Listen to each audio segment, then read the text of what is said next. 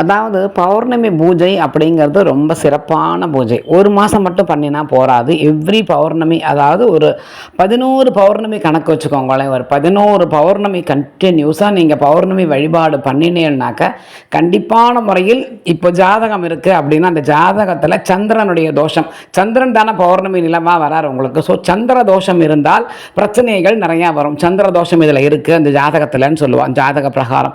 அப்போ நீங்கள் பௌர்ணமி வழிபாடு பண்ணினீங்கன்னாக்க எவ்ரி பௌர்ணமி சாயங்காலத்தில் ஆற்றுலையோ இல்லை கோவில்லையோ போய் நீங்கள் வழிபாடு பண்ணினீங்கன்னாக்க கண்டிப்பான முறையில் அந்த தோஷம் நீங்கள் பௌர்ணமி பூஜை அப்படிங்கிறது ரொம்ப நல்ல சிறப்பான பூஜை.